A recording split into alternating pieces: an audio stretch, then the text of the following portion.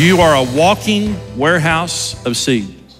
And there's no such thing as a fixed income with God. And God's on your side. You got seed. You just have to start using them. Third lesson from smart farmers. Plant based on how much you want to harvest. I mean, no farmer is dumb enough to plant a few seeds and expect a big crop. But sometimes we do. This is what Jesus said in Luke 6:38.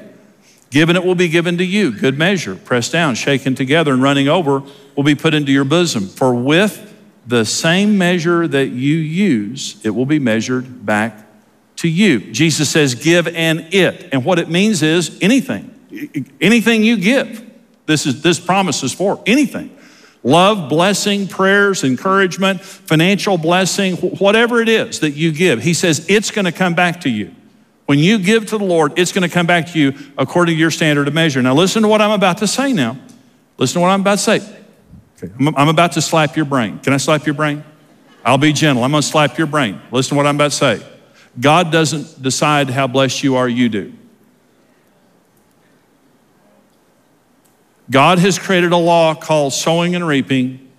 The Apostle Paul says, if you sow bountifully, you'll reap bountifully. If. There's a word there called if. That means there's a condition of what we do. God created the law, and we can use the law as much as we want to. If you sow bountifully, you will reap bountifully. If you sow sparingly, you will reap sparingly. Jesus said, according to your standard of measure. There's a person that I know, if I go into a restaurant, you want to wait on me.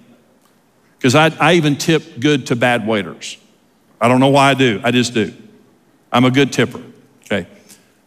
But I know a person who steals tips off tables. If you go out and eat with them and you leave a tip on a table, when you walk away, they'll make an excuse to go back to the table and they'll steal your tip off the table.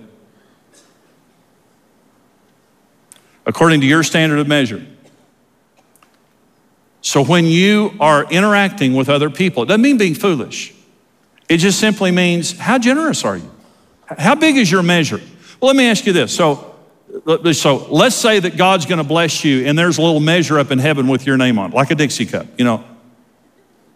So just imagine that God's blessing us and there's a pool of blessing and it's time to bless us and he's going to use our measure to bless us. Would you rather have an eyedropper? A Dixie cup?